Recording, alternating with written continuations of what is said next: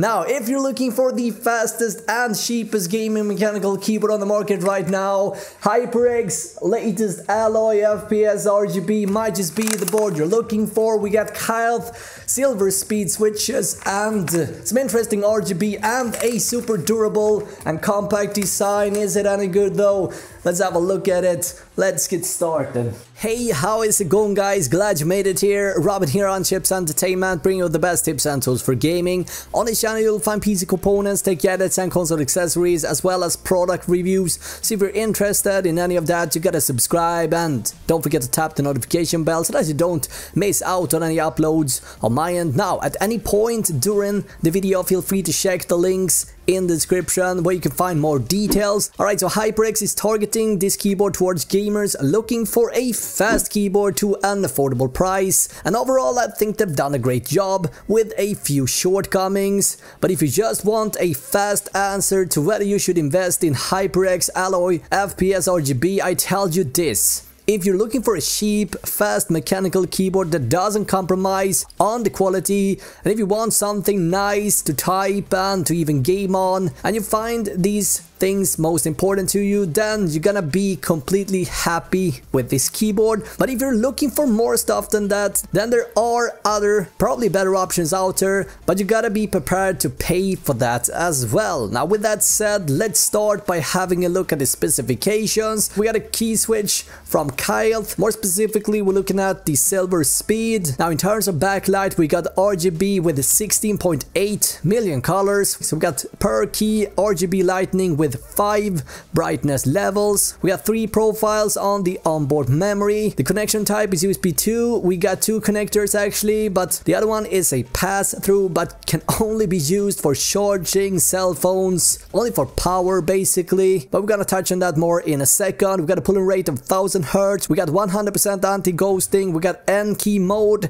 which needs to be activated. We got media controls. Yes, we do have gaming mode as well, and it supports Windows 7, Windows 8 and Windows 10. So HyperX Alloy FPS features radiant lighting effects as the name hints. You got 3 profiles that you with ease can switch between by simply holding down the function key and pressing either of the FN keys on the top left corner. You got the rainbow effect, a spectrum cycling mode which slowly cycles through the 16.8 million colors in a sweet cool way. And lastly, we got a color mode that highlights the most important gaming keys W, A, S, D, 1, 2, 3 and 4. If you want to turn the lighting off completely, that can be done as well. These profiles can be customized in the Ingenuity software, which is a pretty useful tool, I gotta say, but more on that in a second, which kind of leads me over to the key switch. And this is pretty exciting stuff, guys, and this is the first on a HyperX board. We got the Kailth switches, more specifically the Kailth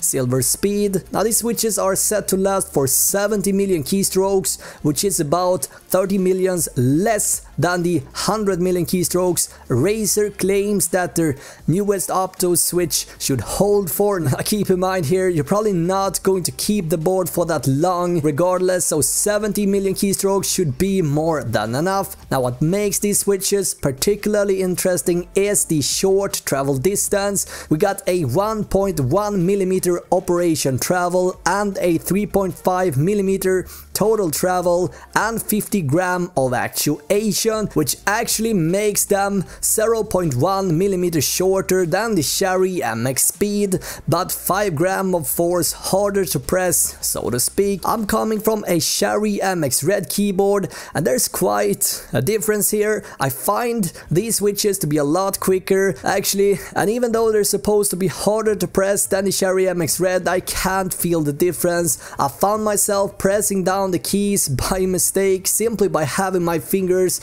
resting on the keys. Several times this have happened to me. That's just how light they are. Now, because the actuation comes almost immediately, you will find a slight difference in game as well. Now, how do I describe this? Kind of feels like it's less lag in game, so to speak. Like if everything happens as you expect it to, that small millisecond of time before you press a key and the game register it, that process feels faster. It's hard to explain. You really have to experience this to understand it fully, but it definitely makes a difference, even though it's small. I really like it. So what do I think about the keycap? Well, I'm not an expert on keycaps in general, I'm gonna admit that, but what I can say is that I like them. They have this sort of soft matte touch to themselves, and I found them very satisfying to game on. Now by holding down the function key and hitting either the up or the down key, you can set the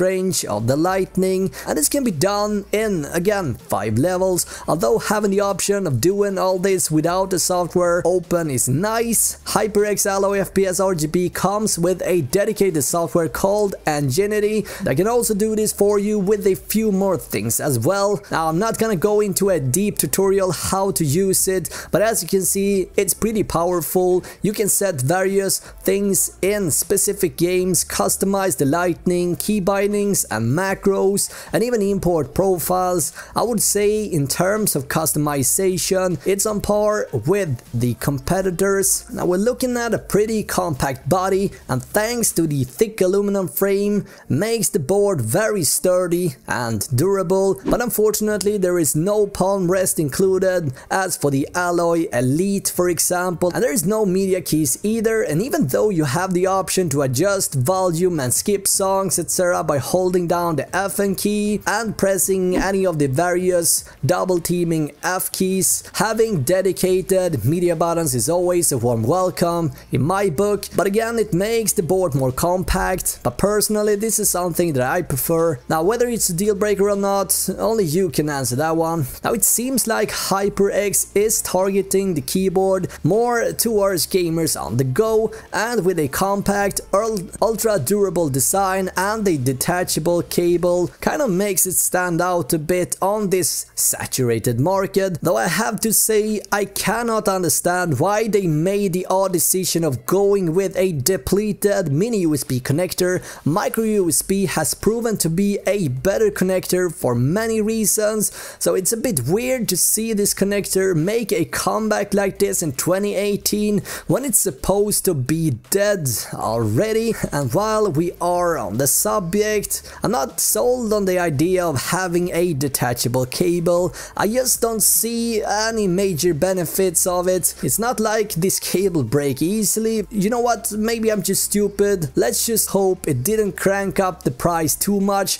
Detachable or non-detachable, let me know your thoughts in the comments. Now with that said, let's talk about the USB port on the keyboard. Although it's a great idea to have a path through like this, and even the most expensive $200 models, many of them are actually lacking it, but the fact that the port can only be used to power things such as cell phone charging etc. makes it pretty lame in my opinion. I guess it's better than having nothing, but I just don't see the reason for just making it a real USB port to begin with. All that it does is confusing people in my opinion, but please guys, let me know in the comments what you think about this. It feels like I've been nagging for way too long now. So 2 minor cons on this board, but other than that, if you're looking for a fast, durable and compact mechanical keyboard and you don't want to spend more than $100, this is the best option out there in my opinion. It's $100 on Amazon, and for that you get a high-end mechanical keyboard that you will be more than happy about for years to come. And with that said, I kind of conclude this review. Now let me know in the comments below guys, what do you think about this board? Share your details with us. What do you think about HyperX in general? Thank you so much for watching this video, and until next time, have an awesome day, right? Bye.